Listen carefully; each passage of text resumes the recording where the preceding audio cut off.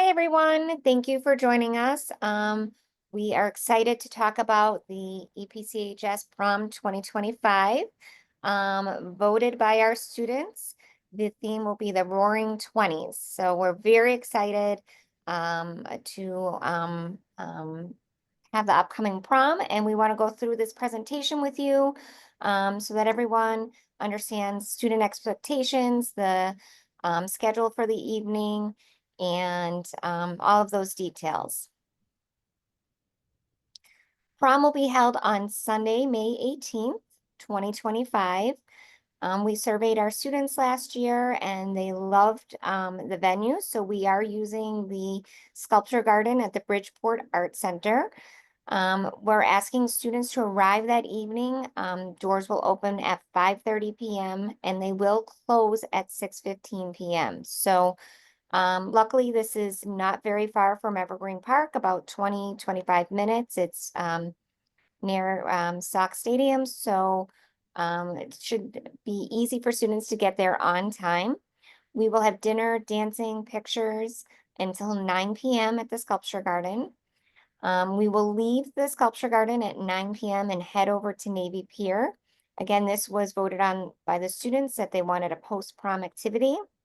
So we'll be enjoying a moonlight cruise with light refreshments and dancing out of Navy Pier.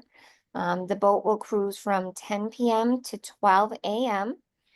We do want to note that if there is inclement weather, the boat may stay docked. That's something that we don't have any control over. And there'll be plenty of refreshments and options on the boat. We will then return to Evergreen Park High School at approximately 12:45 a.m. to 1 a.m., give or take a few minutes. All attendees are required to return to Evergreen Park High School. And I'll talk more about the transportation in the next slide. So we are providing transportation via coach bus, so it'll be very nice. As we mentioned, students will arrive to the Sculpture Garden. Once they are at the Sculpture Garden, the prom venue, they no longer need any kind of transportation. We will be taking the coach buses from the Sculpture Garden to Navy Pier and from Navy Pier back to the high school. So if a student needs a ride to the Sculpture Center, the venue, they should let myself or Miss Almendarez know. And families can feel free in the past, have left cars in the Evergreen Park High School parking lot, because we know not everybody wants to get up at 1 a.m. to pick their kids up. Completely up to you, but that is something that you are welcome to do as well. So in this presentation, we're also going to talk about dress code. We don't want to inhibit anyone's style. We just want to create an environment that's safe and comfortable for everyone. And dress code applies to all attendees, including guests. So it's important that students are bringing guests from outside of Evergreen Park High School, that they share this information. Students are going to have this information reviewed many times. So we had a Mustang idea period on December 12th. We are also having the parent presentation on December 16th, and then we'll have this in our Google Classroom and on our website. And lastly, the information will also be in a display case by the main entrance. So we're just trying to make sure this information is communicated to everyone. If after this presentation, anyone has any questions or, doubts or whatever it may be regarding dress code, they can always stop by or email Ms. Almendarez or myself, and we'd be happy to check or answer whatever those questions are. So prom is a formal event. All students and their guests are expected to be in formal attire the entire evening. So some students may or may not know what formal attire is, so we definitely want to review what that means. So it's not everyday clothing, so it's not jeans or casual gym shoes or sneakers, and hats aren't permitted. The following slides will help in showing what we mean by formal attire. The dress code for prom is in force, so we ask that everyone take time to choose their formal wear in accordance with the policy. So formal wear for may be classified as a tuxedo, dress suit, or formal dress or cocktail dress. A tuxedo dress suit includes a jacket, a tie, bow tie, a collared shirt, or turtleneck shirt. Formal dresses may be strapless or include spaghetti straps. Bare or open backs are acceptable. However, students should not wear dresses with excessively low backs extending below the navel. And we'll have pictures in a minute to show what we mean. Two-piece dresses that expose the midriff and dresses that have cutouts that expose the midriff are not allowed. Dresses may not be shorter nor have a slit that exceeds mid-thigh as determined by the standard fingertip rule. And for any dress that may have a neckline below the mid-bust range and or have a mid-drift exposure, a skin tone colored mesh can be sewn in and added to the dress. Seamstresses are very familiar with this policy. While we'll definitely be reasonable in our interpretation of these guidelines, if any student is deemed to be dressed inappropriately, their parent or guardian may be contacted and they may not be allowed into prom. Please remember this dress code should not limit any student's ability to show their style and uniqueness. Okay, so now we're going to go into just some examples of what this looks like. So as Ms. Durkin mentioned, in regards to the neckline with dresses, if you can see on the left-hand side, these are some examples of acceptable necklines of dresses. And on the right side, any dresses with plunging necklines are not acceptable. So you can just see those examples. In terms of the slit on the dresses, on the left-hand side, these are acceptable dresses. In regards to the fingertip rule, if students put their hands down at their sides, the slits must not come above the fingertips. And you can see here's some examples of unacceptable slits on dresses. These are examples of midriffs that can't really be shown, but like Ms. Durkin mentioned, you do have the option of sewing in a skin-toned or colored mesh that can be sewn into the dress, so that is an option. And in terms of the back of the dress, these are examples of how low that they can go, not below the navel. You can see those examples. And then in terms of tuxedos or suits, so we mentioned that they must be complete suits. So they must have include a jacket with a tie or bow tie or a turtleneck. So these are all examples of what would be deemed acceptable. And these are examples of what would be deemed unacceptable or incomplete suits. So, we don't expect all of the students to have their jackets on the entire evening. We understand that, with dancing and all that, they may need to take jackets off, but you can't come to prom without, the completed look. So this is just some examples of incomplete suits or tuxedos. And then in terms of footwear, we have a range of styles. We understand that the new look is students like to wear gym shoes with their formal wear, which is okay. We can definitely allow that. It just as long as it's clean, it's new. We want to, like Ms. Durkin said, we're not inhibiting styles. We want to give you guys some options, but just make sure that it looks classy. So these would be some examples of unacceptable footwear. We don't want old dirty shoes, slides, Crocs. We know that with heels, sometimes they can, be a little bit throughout the evening, you may want to remove them. So if you do bring a change of shoes, that's okay. But we can't have this footwear as the main part of your outfit. Okay, so now we're going to discuss the steps to be completed. So the first step would be for the students to join our Prom 2025 Google Classroom.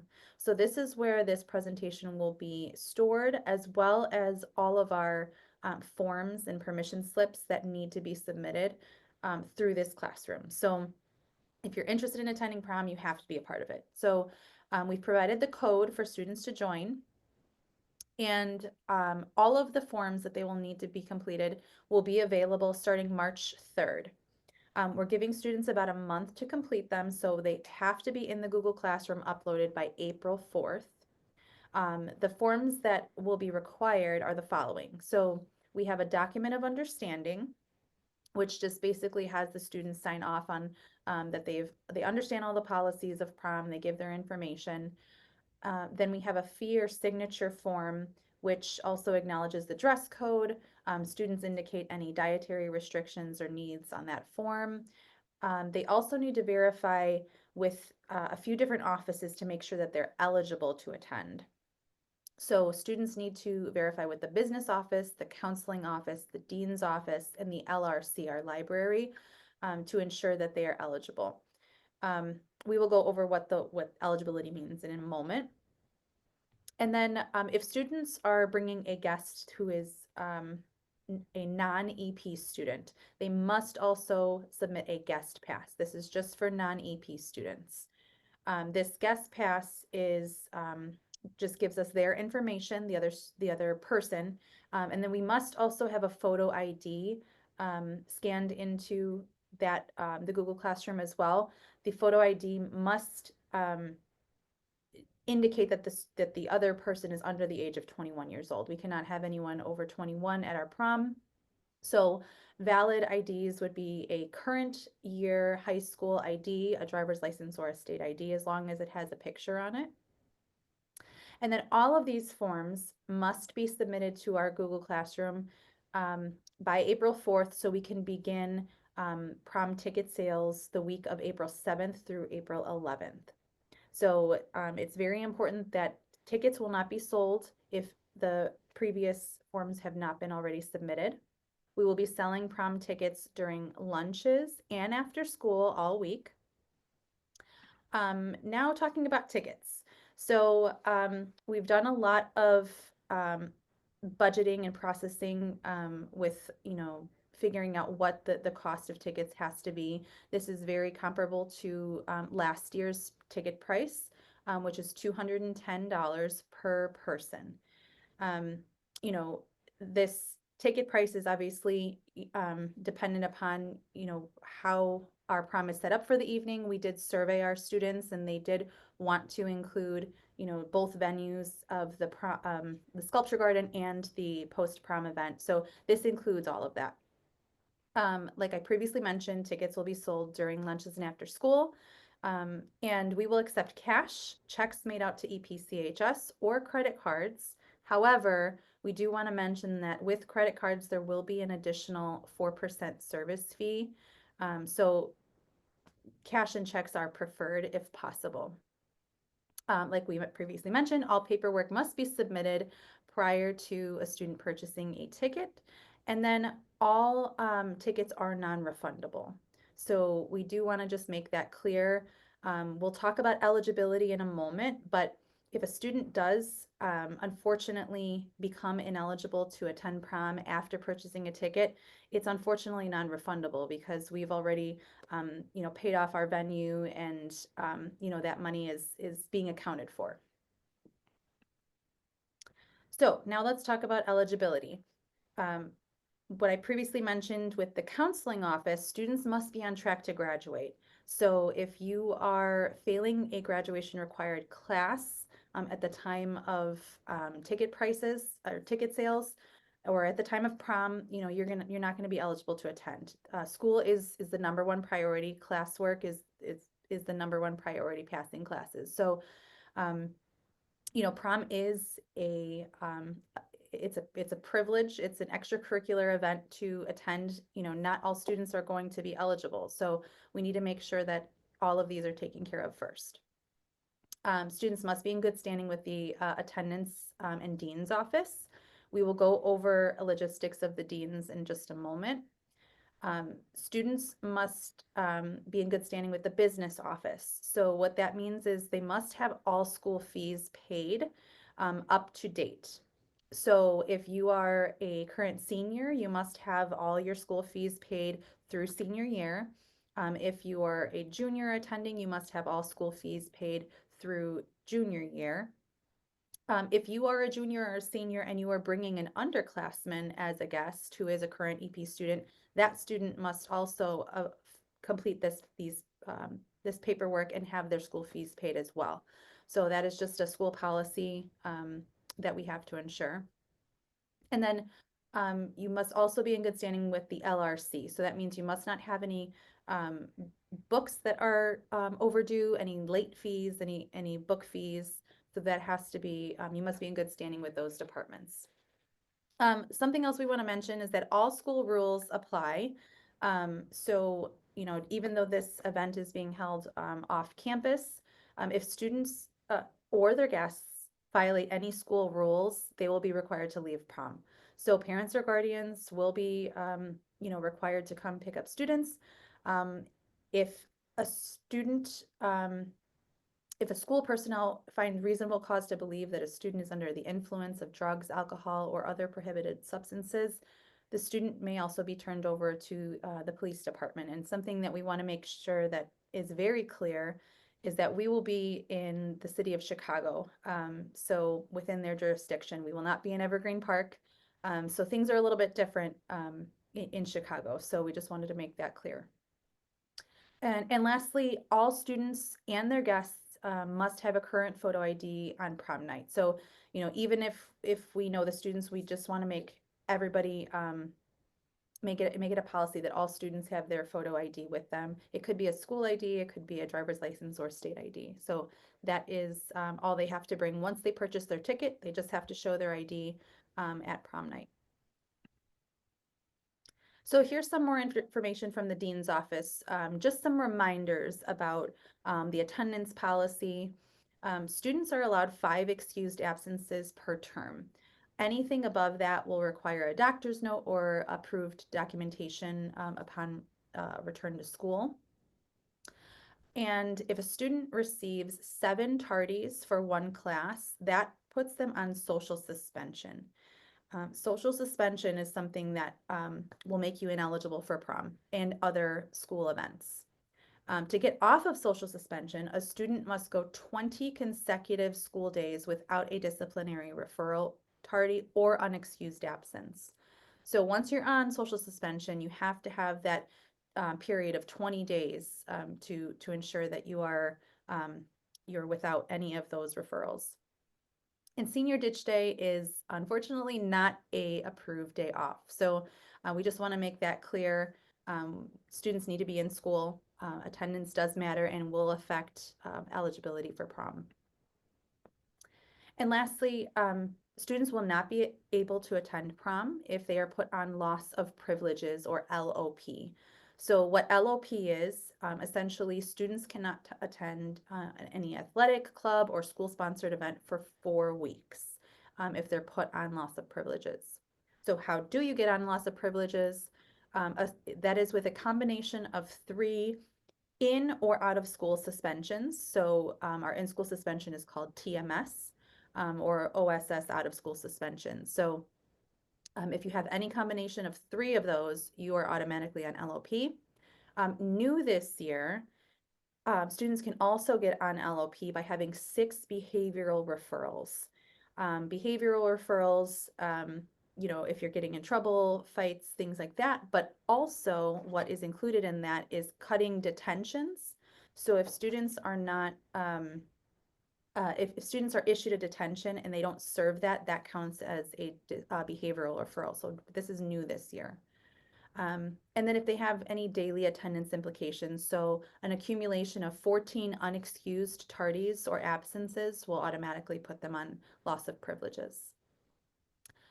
If a student is able to get off of loss of privileges after the 4 weeks, they can, unfortunately, it can be restarted if a student receives 2 additional behavioral referrals or gets an additional in-school suspension or out-of-school suspension.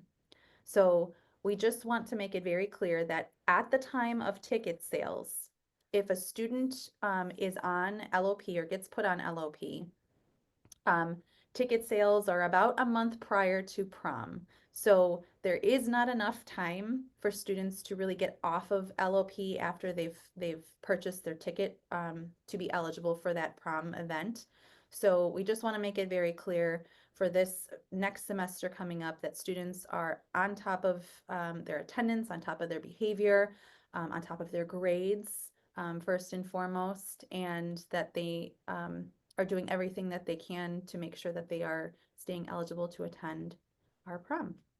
So if you have any questions at all, please feel free to reach out to the prom sponsors, myself, Miss Almendarez, Miss Durkin, or Mr. McCarthy oversees our dean's office. So if you have any questions in regards to attendance or disciplinary referrals, you can contact him for those questions. Thank you very much.